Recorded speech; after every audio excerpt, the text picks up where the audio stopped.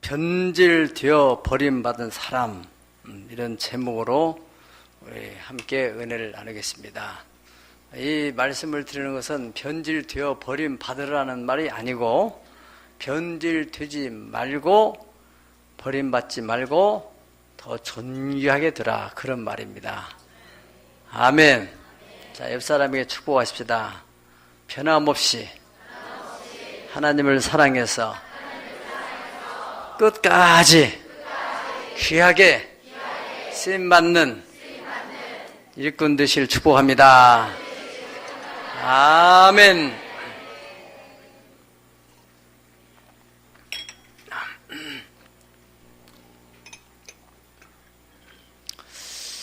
이 세상에 있는 모든 사물들은 시간의 제한 속에 있기 때문에 그 시간의 제한 속에서 이 사물들은 반드시 그 사물의 질의 변화가 오게 되어 있습니다.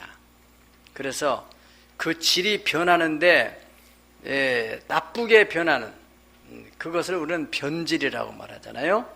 근데 또 좋게 변하는 변화를 통해서 그 사물의 가치가 결정이 되는 것입니다. 예를 든다면은 음식이 시간 속에서 음식은 나쁘게 변하기도 하고 또 좋게 변하기도 합니다. 나쁘게 변하는 것은 당연히 이 부패되어 가지고 상하게 되는 것이 나쁘게 변화되는 것이고, 또 시간이 가면 갈수록 더 좋게 더 값어치 있게 변화되는 것은 아시는 대로 발효식품 같은 것이 그렇단 말이죠. 제가 지난번에 우리 아이들하고 이번에 가서 양을 3마리를 잡아먹었는데, 그 마지막 그 비전 트립에 가서는 이제 몽골식으로 해서 몽골식 호르덕이라고 하는 그 요리법이 있는데, 그것은 이 완전히 밀폐된 통에다가 양고기도 넣고 이 자갈을 불을 달고 가지고 그 자갈 넣고 또 양고기 넣고 자갈 넣고 그리고 또 거기다 감자도 넣고, 그래서 한 서너 시간 동안 완전히 밀폐해 가지고 있으면은 거기 이 자갈에 의해서 고기가 다 익습니다. 아주 담백하고 기름이 쫙 빠지고 꼭 바베큐 한 것처럼. 예. 그래서 아이들이 거기서 참 맛있게 먹었는데, 이 아이들이 다 못 먹고 이제 남아가지고 그걸 이제 몽골 사람 우리 또 밥 해주는 분을 통해서 칼로 좀 잘 이걸 발라라. 그래서 가면서 우리가 좀 먹게. 그래서 그걸 다 이쁘게 발라서 깨끗하게 해서 아주 이만한 몽다리로 가득 채웠어요. 그리고 이제 오는 길에 그것을 먹으려고 열어보니까 냄새가 좀 수상해요.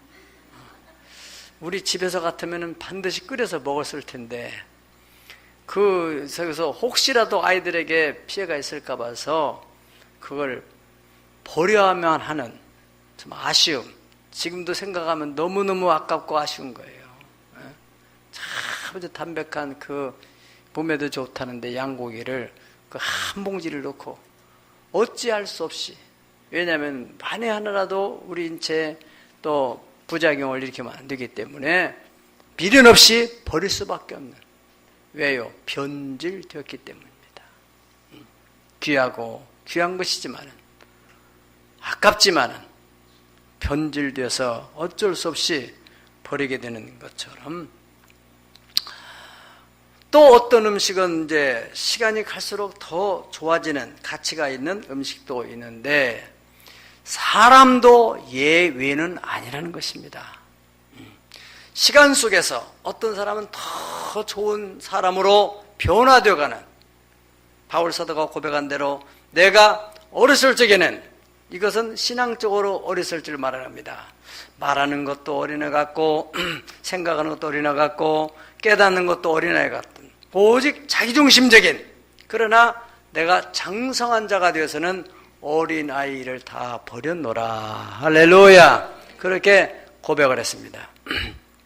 우리가 아이들에게 많은 비용을 투자해서 교육하는 목적이 뭐겠습니까?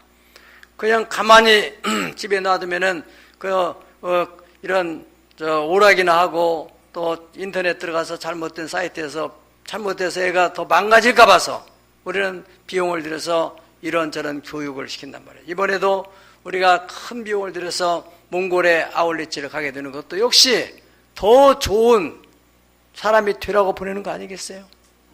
네. 옛말에 고생은 사서도 하라는, 젊어서 고생은 사서도 하라는 말이 있잖아요. 여행 자체가 바로 돈을 들여서 고생하는 겁니다. 네. 고생을 통해서 아이들이 거기서 인생을 살아가는 데 있어서 필요한 지혜를 얻고 또 고난을 극복할 수 있는 그런 면역력을 강화시키는, 이번에 그 어린아이가 2명이 따라갔어요. 아주 4학년짜리인지 3학년짜리인지 그 아이는 아침이 되면 엄마가 생각이 많이 나나 봐요. 그래가지고 제일 먼저 일어나가지고 목사님 전화 한번 하면 안 돼요. 그리고 또 어떤 때는 미안하니까 목사님 저를 위해서 기도해 주세요. 뭔데 엄마가 생각이 안 나게 좀 해주세요. 그렇게 와서 하는 거예요. 그런데 이제 5학년짜리인지 6학년짜리인지 이러면 좀 컸는데, 소감문이 이렇게 썼어요. 나는 몽골을 진짜 오기 싫었지만 억지로 끌려왔다. 왜냐하면 저번에 몽골 왔을 때도 힘든 것을 겪었기 때문이다. 하지만 이번 역시나 예상대로 힘들었다. 진짜 마음에는 안 오고 싶었는데, 내가 이번에 깨달은 것이 있다. 뭐냐면 우리가 지금까지 편하게 살았다는 것을 깨달았다. 그러니 한국에 가서 또 감사하며 살고 지금도 감사하며 살겠습니다. 하나님 감사합니다. 그리고 몽골 사람들은 이런 곳에 살면서 안 힘들까? 그것이 궁금하다. 그렇게 썼어요. 그런 곳에서 뭘 배우겠어요? 지혜를 배우는 거죠. 감사를 배우는 거죠. 뜻을 물 들으면 뜻이 물 나오고, 찬물 들으면 찬물 나오고, 편한 데 자고, 이 좋은 환경에서만 계속 있으면 사람들이 어려운 환경에 처해보지 않은 사람이 느끼는 그런 감사를 모르는 거죠. 그걸 뭘로 교육하겠어요? 뭘로? 그래서 이제 그런 시간 속에서 더 가치 있는 사람으로 만들어 가려고 우리가 비용을 들여서 교육을 하는 것이란 말이죠. 우리 성경에도 보면은 처음에는 참 시작이 좋았었는데 시간이 가면서 변질돼서 버림받은 사람들이 한두 명이 아닙니다. 우리가 사사시대의 마지막 끝 무렵에 그 영적인 혼란의 시대에 중심에 있던 사람이 바로 사실은 지도자 제사장 엘리인데, 이분이 처음에 제사장이 임직했을 때 얼마나 열심히 성실하게 충성스럽게 했겠어요. 세월이 흘러가면서 나이가 들고 그러면서 자기의 건강이나 혹은 영성 관리를 하지 않으므로 자기가 영적으로 무뎌지고, 한나가 영적인 체험을 하고 있는 것도 분별을 못해서 술 취했다고 하고, 또 자기 몸도 너무 비대해지고, 더 나아가서는 자녀들까지 관리가 안 돼가지고 마침내는 하나님께 버림받았어요. 자신과 자신의 가문이 버림받아서 완전히 그 가문이 망하게 되는 그런 비참한 일이 생겼습니다. 오늘 본문에 나오는 이 사울 왕이라는 사람도 처음에는 참 겸손한 사람이었어요. 어떻게 나 같은 사람이 왕이 될 수 있을까? 그렇게 거절하고 왕이 안 되려고 행구뒤에 숨고 이랬던 사람인데, 왕이 되고 난 후에 얼마큼 세월이 흐르다 보니까 이 사람이 교만이 생겼어요. 그래서 하나님 말씀이건 또 선지자의 말이건 듣지를 않는 거예요. 자기 하고 싶은 대로 자기 멋대로 하다가 결국에는 하나님이 버릴 수밖에 없는 그런 처지의 이 스토리, 이야기가 바로 오늘 본문에 등장하고 있습니다. 이 사람이야말로 자기 아버지의 나귀를 찾으러 갔다가 그 참 사무엘을 만나가지고 하루아침에 왕이 된 사람이에요. 그러니 얼마나 감사할 일입니까? 그런데 그 첫 마음, 우리 속도 말하면 이 개구리가 올챙이 쪽을 잃어버린다는 것처럼 잊어버리니까 교만한 마음이 들어서 사람이 변질됐다는 것입니다. 이 오늘 본문의 내용을 보면은 하나님께서 이제 그 아말렉 왕 아각을 잡아서 그 나라를 완전히 진멸해라. 이스라엘에게 그동안 많은 피해를 줬고 또 잔재가 나오면은 또 이스라엘을 계속 괴롭힐 그러한 나라이기 때문에 완전히 진멸하도록 하라고 하나님 명령을 했어요. 그런데 이 하나님의 은혜로 말미암아서 전쟁에 승리를 했습니다. 승리를 하고 난 후에 이 사울 왕은 어떤 생각을 하게 됐냐면은 이 사람이 12절을 다 같이 보시겠어요? 12절 시작. 아침에 일찍 일어났더니 어떤 사람이 사무엘에게 말하 이르되 사울의 길갈이로 자기를 위하여 기념비를 세우고 발길을 돌려 길갈로 내려갔다 하는지라. 아멘. 여러분, 이 사건의 이 말씀과 사무엘상 7장 12절을 보면은 아주 대조적인 모습을 볼 수 있습니다. 사무엘상 12절을 볼 것 같으면 7장 12절에는 무슨 말씀이 있냐면은 사무엘이 블레셋과의 싸움에서 승리하고 나니까 바로 거기다가 기념비를 세웁니다. 그리고 그 기념비 이름을 에벤 에셀이라. 할렐루야. 에벤 에셀 하면서 뭐라고 합니까? 여호와께서 여기까지 우리를 도우셨다. 따라서 여호와께서 여기까지 우리를 도우셨다. 그런 기념비를 세웠어요. 그런데 사울왕은 전쟁에 승리하고 나니까 자기를 위하여 자기 기념비를 세워요. 내가 이렇게 해서 전쟁에서 이겼다. 참 안타까운 일이죠. 하나님께 영광을 돌려야 할 그 시간, 영광을 돌려야 마땅한 그 사람이 자기 기념비를 세우게 되는. 이사야서 42장 8절 보면은 나는 여호와니 이는 내 이름이라. 나는 내 영광을 다른 자에게 내 찬송을 우상에게 주지 아니하리라. 아멘. 하나님은 절대로 영광을 다른 자에게 주지 않겠다는 것입니다. 또 이사야서 43장 7절 다 같이 시작. 내가 내 영광을 위해 창조한 자를 오게 하라. 그를 내가 지었고 내가 만들었느니라. 아멘. 우리는 하나님이 지으신 창조물인 걸 믿으시 바랍니다. 하나님이 어떤 목적을 가지고 우리를 지으셨느냐? 무엇을 위해서요? 영광을 위해서. 여러분을 통하여 하나님이 영광을 받으시기 위해서 만드셨다는 사실을 꼭 기억해야 되겠습니다. 48장 12절에 보면은 나는 나를 위하여 이를 이룰 것이라. 어찌 내 이름을 욕되게 하려 내 영광을 다른 자에게 주지 아니하리라. 그러니까 하나님은 영광을 받으시기에 합당하실 뿐만 아니라 영광을 받으시는 것을 기쁘게 하시면서 살아가시는 분입니다.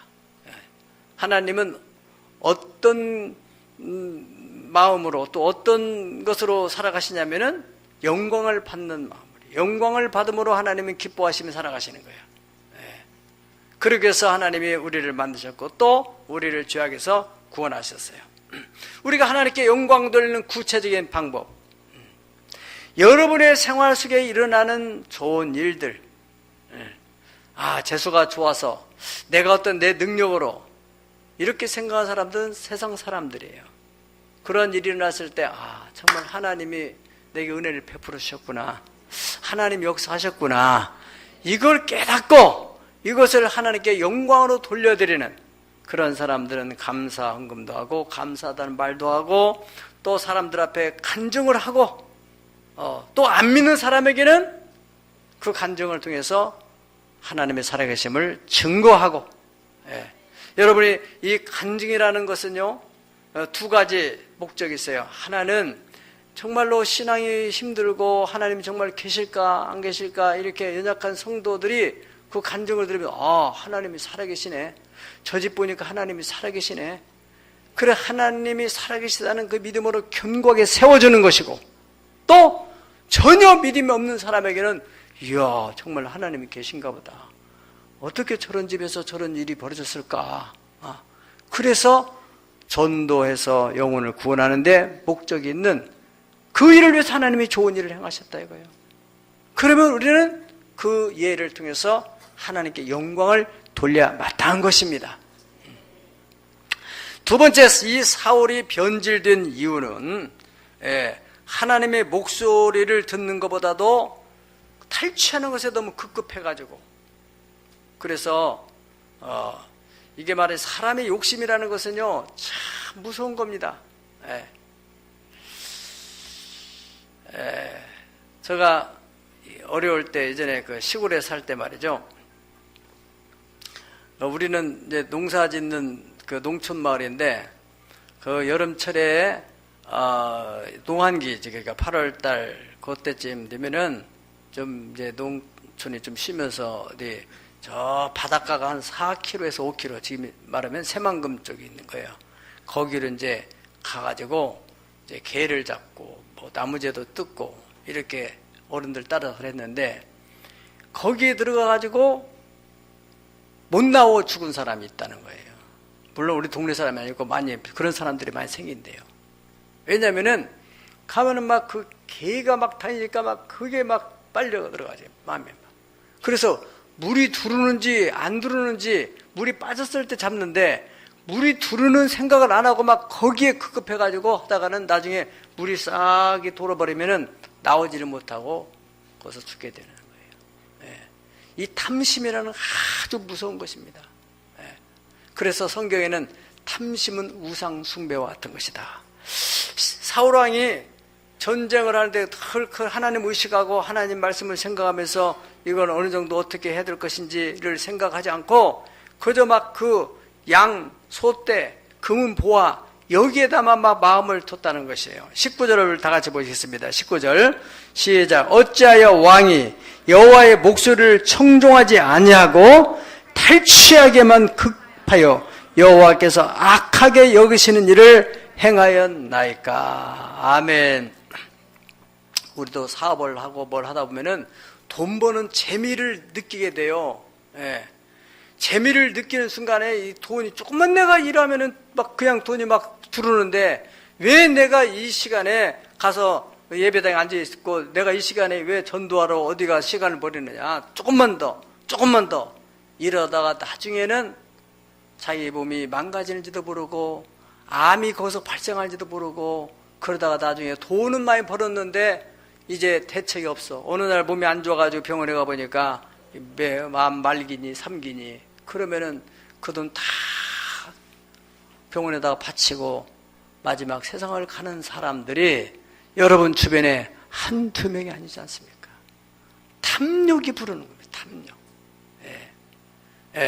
하나님께서 주의를 지켜라 하면 지켜야 되고, 하나님께서 이렇게 하라면 이렇게 하고, 이 모든 삶의 정 속에서 일어나는 모든 일 가운데 우리는 무엇보다 늘 하나님의 목소리를 들어야 돼요. 아멘. 그래야 복이 드는 줄로 믿으시기를 바랍니다. 여러분, 이 여리고성을 정복했을 때도 역시 하나님께서 절대로 여기에 물질에 손을 대지 말아라. 그런데 이 보니까 견물생심이란 말처럼 그냥 보니까 막 거기에 탐심이 생겨가지고 아간이라는 사람이 물질을 갖다가 자기 밑에다가 자기 텐트 밑에다가 숨겼다가 나중에 그것 때문에 이스라엘이 어려움을 당하게 되고 그 아간을 찾아내서 하나님이 결국에는 다 이 아간을 심판하게 되지 않습니까? 똑같은 이 역사가 반복이 되는, 교훈을 받지 못한 반복이 일어나는. 사울왕이 이래서 버림을 받게 되는데, 제가 한 3, 4년 전쯤 됐을 것 같아요. 우리 몽골에 사역자가 없어가지고 어떻든 우리 한국 사람보다는 몽골 사람이 좋겠다 해서 기도하던 중에 어떤 몽골 사람을 이제 알게 됐어요. 제가 이제 필리핀에 갔다 오니까 제 후배 목사님이 이 몽골 사람 이래 이래한 분이 있다. 한국말도 잘하고 소명도 있고 그런데 지금 그 사람이 병원에서 병원비를 못 내서 지금 이렇게 치료받고 나오지를 못한다고 해서 교회에서 이제 몽골 선교비 그걸 모아서 그걸 이제 그 사람 병원비를 지불하고 데려나왔어요. 데려나와서 이제 우리 권선임 권사님 집에서 식사를 하면 중에 내가 그 사람을 만나서 딱 기도하고 식사기도 하고 나도 모르게 하고 싶은 얘기도 많겠지만은 이 사람이 한국말을 잘하니까 아주 한국말을 쏙 잘해요. 그래서 혹시 소탐대실이라는 말 아느냐? 당연히 모르죠. 그것은 정말로 보통 단어가 아니잖아요. 한국 사람도 모르는 사람들이 말할 텐데 작은 것을 탐하다가 큰 대를 잃어버리는 것이다. 자잘한 것 이거 탐하다가 더 큰 걸 잃어버리는 것이다. 내가 그런 얘기를 했어요. 그런 뜻이라고 잘 알았다고. 그러니까 우리 사역자들이 너무나 이 자잘한 것 때문에 연연해서는 안 된다. 그게 하나님의 성령의 음성이었던 것 같아요.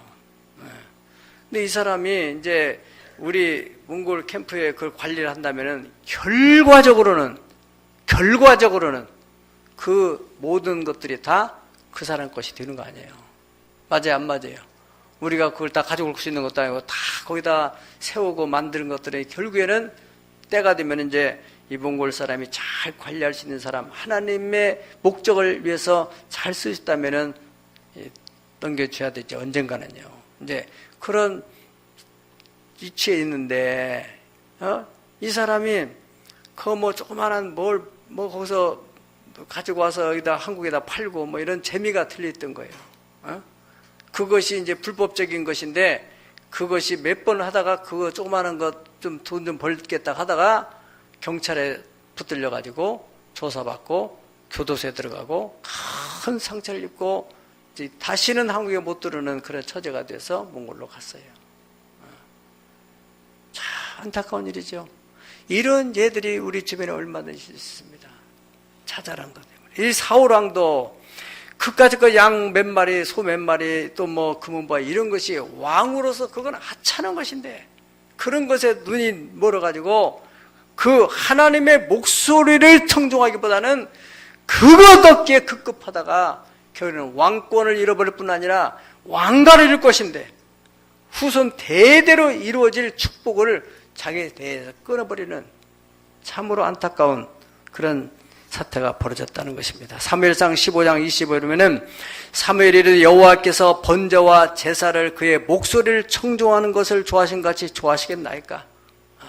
자기는 명분이 제사 드리려고 이걸 한 것입니다. 그렇게 말했지만은 하나님은 그 제사보다도 하나님의 목소리를 청종하는 것, 순종이 제사보다 더 좋습니다. 할렐루야. 에레미야 26장 13절 다 같이 읽어봅니다. 시작. 그런즉 너희는 너희 길과 행위를 고치고 너희 하나님 여호와의 목소리를 청종하라. 그리하면 여호와께 너에게 선언하신 재앙에 대하여 뜻을 돌이키리라. 아멘. 하나님이 재앙을 내리겠다고 선포했을지라도 우리가 그의 목소리를 청종하고 회개를 하면은 하나님 뜻을 돌이키겠다는 것입니다. 이것이 바로 요나 선자가 아수르의 수도 니누에에 가서 하나님이 분명히 그 성을 멸망시키려고 했지만은 그들이 그 요나 선자의 메시지, 그 하나님의 목소리에서 나오는 하나님의 뜻을 전달하는 그 메시지를 듣고서 이들이 회개함으로써 하나님의 뜻을 돌이키셨다는 것입니다. 예레미야 42장 6절을 보겠습니다. 시작. 우리가 당신을 우리 하나님 여호와께 보내면 그의 목소리가 우리에게 좋든지 좋지 않든지를 막론하고 순종하려 함이라. 우리가 우리 하나님 여호와의 목소리를 순종하며 다 같이 시작. 우리에게 복이 있으리이다. 아멘. 옳습니다. 하나님의 목소리를 순종하면 복이 있으리라. 세 번째로 이 사울 왕이 변질되어서 버림받은 이유는 하나님보다도 백성들을 더 두려워한 이유였습니다. 24절을 다 같이 보겠습니다. 사울이 시작. 사울이 사무엘에게 이르되 내가 범죄하였나이다. 내가 여호와의 명령과 당신의 말씀을 어긴 것은 내가 백성을 두려워하여 그들의 말을 청종하였습니다. 아멘. 예. 여기 백성을 두려워하여 하나님 말씀을 어기고 하나님 말씀을 버렸다. 26절에 보면은 하나님께서 사무엘을 통해서 왕이 여호와의 말씀을 버렸으므로 여호와께서도 왕을 버려서 이스라엘 왕이 되지 못하겠다 그랬습니다. 이 원어 사전을 보니까 이 버린다는 것이 마스라는 단어로 표현됐어요. 히브리 말로. 그 말의 뜻은 거절하다, 멸시하다 그런 뜻입니다. 하나님의 말씀을 멸시를 했다는 거예요. 여러분들이 누구한테 뭘 말했는데 그 말을 들은 척만 척하고 그냥 무시해버리고 가면은 얼마나 마음이 상해요. 그렇습니까? 안 그렇습니까? 하물며 천지를 만드신 하나님, 당신이 왕으로 세워준 그 사울이라는 사람이 하나님이 말씀하는 것을 멸시를 해버린 때 하나님이 얼마나 마음이 상하시겠어요. 예. 그래서 이 하나님이 그러니까 우리가 그렇잖아요. 뜻이 맞지 않으면 함께 동행할 수 없다. 성경에 그런 말씀 있잖아요. 예. 도대체가 내가 말하는데 듣지 않고 자꾸 나를 무시하고 멸시하고 그러면은 어떻게 사람과 함께 일을 할 수 있겠어요? 예. 하나님도 마찬가지지 않겠습니까? 그래서 결국에는 하나님이 사울에게 기름을 부었던 그 하나님이 기름 부으심으로 하나님이 함께 하셨던 그 하나님 영이 사울을 떠나는 거예요. 함께 할 수 없어서. 자꾸 무시를 당하니까. 예. 그러니까 사무엘상 16장 14절 보면은 여호와의 영이 사울에게서 떠나고 그 다음에 뭐가 들어가요? 여호와께서 부르시는 악령이 그를 번뇌하게 한지라. 악령이 들어가 버린 거예요. 악령. 여러분 이것을 여러분 가볍게 생각하면 안 됩니다. 악령이 있습니다. 그래서 악령이 들어가면 번뇌해져 가지고 횡설수설해지고 안정감을 잃어버리게 되고 불안해지고 두려워지고 그런 현상이 벌어지게 되는 것입니다. 잠언서 29장 25절을 볼 것 같으면은 사람을 두려워하면 올무에 걸리거니와 여호와를 의지하는 자는 안전하리라. 할렐루야.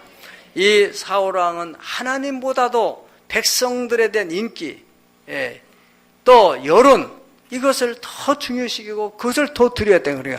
백성을 두려워하여서 그랬습니다. 와 여호와의 명령과 당신의 말씀을 어긴 것은 내가 백성을 두려워하여 그들의 말을 청종하다 보니까 하나님의 말씀을 청종하지 못하게 됐다 하는 것입니다. 시편 3편 6절을 보면은 다 같이 한번 해보실까요? 시작. 천만이 있는 나를 애워싸 친친다 하여도 나는 두려워하지 아니하리로다. 아멘.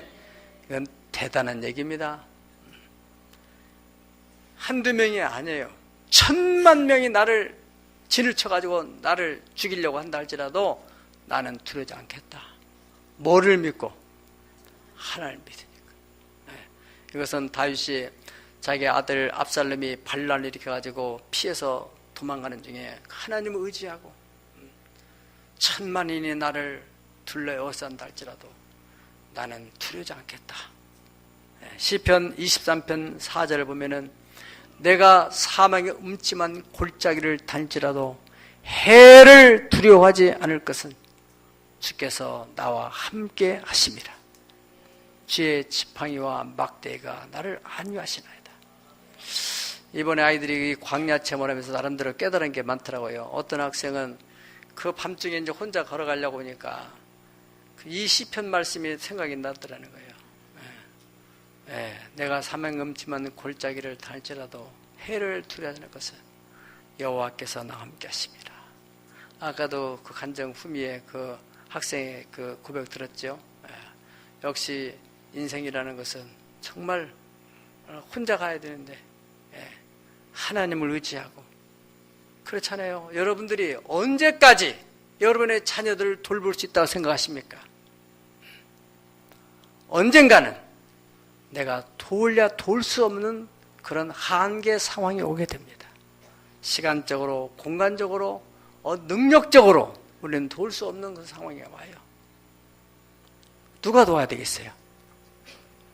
자기 힘으로 도저히 뭔가를 헤쳐나갈 수 없을 때 그래서 사람은 자살하는 거 아니겠어요? 내 힘으로 도저히 헤쳐나갈 수 없지만은 하나님은 하실 수 있다는 믿음을 가진 사람은 기도할 것입니다. 기도하여 하나님의 도움을 받을 것입니다. 네, 사람이 어려워서만 사람이 자포자기하는 게 아닙니다. 그보다 더 어려운 가운데서도 믿음을 가지고 극복해서 더 나은 삶으로 나아가는 사람들이 얼마든지 있어요. 그것이 그때 바로 필요한 것이 믿음이 아니겠습니까?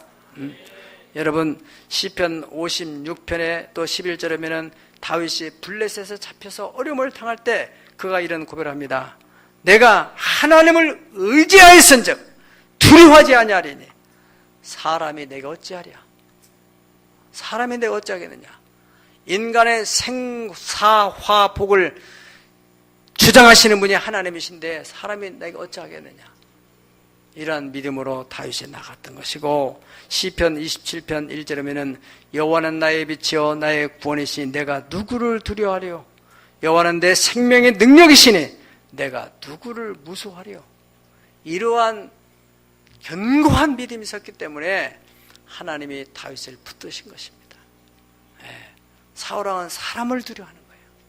여러분 우리 가운데서도 하나님을 경외하지 않는 사람은 반드시 사람을 두려워하고 환경을 두려워하고 어떤 어려운 그 상황을 두려워해서 그냥 그것에 함몰되어 가지고 믿음을 잃어버리는 사람도 있습니다.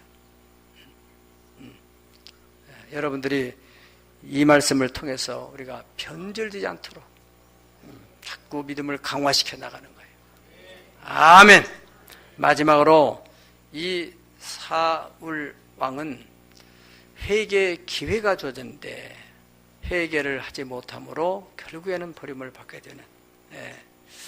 마지막 사람들은 누구나 다 완전하지 못하기 때문에 하나님도 아시지. 우리가 잘못할 수 있어요. 죄를 칠 수 있어요. 그때 반드시 하나님께서 우리를 돌이키도록 여러 가지로 메시지가 주어지게 됩니다. 신체적으로, 경제적으로, 자녀를 통해서 벌써 하나님의 징계 사이즈 오면은 돌이키라는 거거든요. 빨리 깨달아요. 시편 49편 20절에 보면은 존귀에 처하지만은 깨닫지 못하는 백성은 멸망하는 짐승 같다. 그런 말씀이 있습니다. 이 사무엘 선지자에게 그러한 그 기회를 주었음에도 이 사울 왕은 변명하고 또 자기가 거기서 벗어나려고 하는 것에 급급해서 자꾸 이 말을 자기 변호를 하는 것이에요. 그런데 성경에 사무엘하 12장 13절을 볼 것 같으면은 다윗이라는 사람은 사울 왕보다 더 무서운 죄를 졌어요. 이 자기의 충성스러운 부하의 압살롬 부하의 그 부인인 충성스러운 장군이 우리아인데 그 우리아 장군의 부인을 이 사람이 범했단 말이죠. 범해서 그 사실이 들통날까 봐서 그 우리아를 제거하려고 어떻게 지금 사람들을 이렇게 해가지고 전쟁터에 앞쪽 내놓고 나머지는 다 뒤로 물러서 가지고 결국에 적군에서 우리아가 장군이 죽게 되는 그러한 간접살인을 하게 되는 그 무서운 아주 지능범이죠. 하나님께서 나단 선지자를 통해서 딱 지적을 할 때 다윗이 얼마든지 변명을 할 수 있지 않아요. 내가 죽였냐? 전쟁터에 죽었지. 또 저희자 관계는 나는 잘 모르는 일이다. 얼마든지 말을 변명할 수도 있는데도 다윗은 딱 나단 선지자의 지적에 거기서 탁 무릎을 꿇습니다. 그리고 그가 고백하기를 뭐라고 합니까? 내가 여호와께 죄를 범하였나이다. 그러니까 나단 선지자가 다윗에게 말하되 여호와께서도 당신의 죄를 사하셨나니 당신은 죽지 아니하리라. 얼마나 간단해요. 복잡하지 않아요. 회개라는 건 간단한 겁니다. 하나님 잘못했습니다. 우리가 인간관계 속에서도 어떤 잘못한 일이 있으면 잘못했습니다. 이번에 참 아이들이 내가 많은 것을 아이들을 통해 배우는 거예요. 같이 가르쳐주고 배우고. 마지막에 그 광야 훈련하는데 참 저도 긴장이 되죠. 애들이 또 잘못되면 안 되니까. 그럼에도 훈련을 해야 되고 교육을 해야 되니까. 그리고 이제 그 온천지대에 가서 이제 우리 그 울란바토르 알탕볼락에 있는 우리 캠프 지면은 내가 뭐 9년 동안 다녔으니까 너무나 막 눈 감고 다닐 만큼 혼한데 생소한 지역으로 갔단 말이에요. 그래서 내가 이제 미리 다 탐지를 다 하고 이렇게 해서 아이들한테도 이 길로 해서 가는 것이니까 저녁에 이쪽 간다. 근데 한 아이가 4학년짜리 아이가 앞에 사람을 놓치지 말라 했는데 앞에 사람을 가물가물은 늘 놓쳐가지고 누가 산으로 올라간 줄 알고 산으로 막 올라간 거예요. 한참. 산으로 올라가가지고 또 뒤에 사람도 또 그냥 산으로 따라 올라가고 계속해서 막 산 올라가는데 이제 얘는 어떻게 용케해두고 뒤에 사람이 그래도 야 너 그거 아닌데 그래가지고 얘를 잡아가지고 돌아왔어요. 내가 이제 있는 자리에 왔어요. 그런데 두 번째 뒤에 있는 사람들은 어떻게 하다가 보니까는 끊어져가지고 앞에 사람이 끊어지니까 얘가 그냥 산 정상으로 서니까 아무것도 하면 또 어떤 애는 낭떠러지가 있다고 하고 그래가지고 그냥 문제가 생긴 거예요. 어떻든 간에 이제 우여곡절 끝에 다 찾아서 이제 돌아왔습니다만은 내가 얼마나 긴장이 되겠어요. 이제 얼마쯤 와야 되고 그러는데 이게 안 오니까 막 긴장이 돼가지고 애들 다 동원해가지고 막 라이트 프레시를 켜가지고 막 소리를 질러대고 막 해가지고 다 이제 불러냈어요. 불러냈는데 이제 그 잘못된 길로 갔다. 내가 보니까 누가 자꾸 넘어가길래 나도 따라갔는데 나 보니까 없어져가지고 나도 이렇게 했는데 뒤에서 이제 불러가지고 그 사람은 따라온 거야.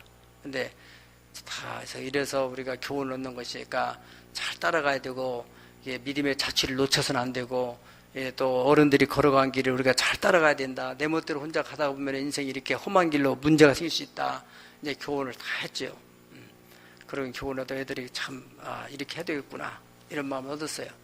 그런데 이제 저녁에 자려고 오니까 그 꼬마애가 다 와가지고 목사님 제가 잘못했어요. 그러면서 우리는 아무것도 아닌데 사실은 어린애가 그럴 수도 있는데 그래서 내가 또 기도를 다 해줬더니 편안한 마음을 돌아가는 거예요. 그래서 어린아이야. 성경에는 뭐라 그래요? 너희가 마음을 돌이켜서 어린애 같이 되자면 하늘나라에 들어갈 수 없다 그랬습니다. 단순하게 잘못했으면 잘못했다고 하면 되는 걸 그걸 왜 변명을 하고 해가지고 복잡하게 만드냐 말이에요. 사울왕은 사람 죽인 것도 아니고 무슨 대단한 잘못한 게 아니잖아요. 양 좀 이렇게 갖다 놓은 건데 내가 잘못했습니다. 거기서 무릎 꿇었으면 끝나는 문제예요. 그런데 이것은 이렇고 저것은 저렇고 사실은 이게 아니고 이러다가 결국에는 회개하지 못하고 기회를 놓치게 됐다는 것입니다. 여러분 요한계시록 3장 19절 보면은 물론 내가 사랑한 자를 책망하여 징계하노니 그러므로 너희가 열심을 내라 회개하라 잘못된 것은 돌이켜라. 에베소서 교회에도 마찬가지입니다. 내가 너를 책망할 것이나니 너가 처음 사랑을 잃어버렸다. 그걸 찾아내라. 갈라디아 교회 바울 사도와의 관계에서 아주 친밀한 관계였어요. 너무너무 바울 사도를 사랑하고 존경한 나머지 이 사람의 핸디캡이 뭐냐면은 이 다메섹 도상에서 너무나 강렬한 하늘의 빛을 받아가지고 이분이 눈이 문제가 왔어요. 그래가지고 눈물이 진물같이 나 흘러나오고 눈곱이 끼고 그런 것을 지도자가 돼가지고 저렇게 지저분하냐 그렇게 생각하지 않고 너무 존경하니까 정신적으로 영적으로 그러니까 자기들의 눈을 빼서 좀 이 수술을 해주고 싶은 아마 그 당시에 그런 기술이 발달했었더라면 당연히 그렇게 했을 것이에요. 바울 사도가 말한 대로 그때 너희가 눈이라도 빼어주려고 하지 않았느냐. 그런데 3장 1절 보면은 어리석도다 갈라디아 사람들아 예수 그리스도께서 십자가에 못 박으신 것이 너희 눈에 밝게 보이거늘 누가 너희를 꾀더냐. 4장 15절 그렇습니다. 너희 복이 지금 어디 있느냐. 내가 너에게 증언하노니 너희가 할 수만 있었다면 너희 눈이라도 빼어 내게 주었으리라. 이렇게 너희가 그때는 그렇게 열심히 했던 그 순수하고 아름다웠던 그 신앙이 지금은 왜 이렇게 되었느냐?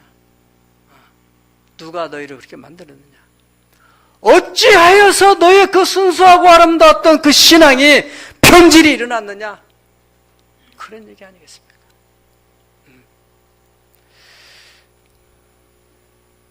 여러분, 우리가 목사, 장로, 권사, 교회 직분이 올라가면 올라갈수록 더 겸손해져야 될 텐데, 어떤 목사님은 교회 아주 장로님을 안 세우는, 다 아시는 사실이니까 서울에 이 갈보리 교회를 세우신, 영락교에서 심호하시다가 나와서 이제 나중에 갈보리 교회를 세우신 장로님, 목사님이 박조준 목사님이 우리 교회도 오셨잖아요. 그 목사님이 얘기가 그렇습니다. 이 집사로서, 안수 집사로서 이제 강단에 다 올라와서 이제 안수 받을 때 그 눈빛, 올라올 때 겸손해진 눈빛과 딱 안수 받고 나서 내려갈 때 눈빛을 보면은 달라져요, 눈빛이. 그때부터 달라진다는 거예요. 그래서 장로들 때문에 얼마나 힘든 교회들이 한두 개가 아닙니다. 집사 때는 그렇게 겸손하고 충성스럽고 순수하던 사람이 변질이 변화가 되고 더 성숙해지고 더 겸손해지고 더 섬김의 마음을 가져야 되는 것이 교회 직분인데 그렇지 못한 예들이 있다는 것입니다. 그래서 우리가 시간 속에서 시간이 자꾸 흘러갈수록 이 벼가 익으면 고기를 숙인다는 것처럼 더 겸손해지고 더 열심으로 섬기려고 하는 그런 마음을 유지해가고 익어간다는 것이 쉽지 않다는 거예요. 그래, 고린도전서 9장 27절에는 바울 사도가 이런 고백을 합니다. 내가 내 몸을 쳐서 복종하게 하면 내가 남에게 복음을 전파한 후에 내 자신이 도리어 버림을 당할까 두려워합니다. 이러한 두려운 마음을 가지고 바울 사도가 끝까지 갔기 때문에 그가 마지막 순교의 자리까지, 영광의 자리까지 나갈 수 있던 것입니다. 우리가 우리의 영성을 관리하지 않으면 반드시 변질이 일어나게 돼 있어요. 내면 속에는 이 허해지고 또 신앙 연륜이 있으니까 남에게 보이는 것이 있어야 되고, 그러니까 자꾸 페인트 칠을 하고, 그래서 갈등이 일어나기 시작하는 거거든요. 저와 여러분이 우리가 어려울 때보다도 하나님의 복을 받았을 때, 더 잘 됐을 때 사울왕처럼 변질이 안 되도록 하기 위해서 우리가 어떻게 해야 될 것인지, 누구에 의해서가 아닙니다. 우리 자신에게 달려있는 것입니다. 우리는 어쩔 수 없이 육체를 가지고 있는 한 시간의 제한 속에서 반드시 변질이 되어가든 변화되고 성화가 되어가든 이 두 가지의 길로 가게 됐어요. 변질이 된다면은 반드시 하나님께서 버리시는 것입니다. 미련 없이 버려지고 변화가 되고 성화가 나면 더 존귀하게 되어져가는 저와 여러분이 될 수 있기를 축복합니다. 기도하겠습니다.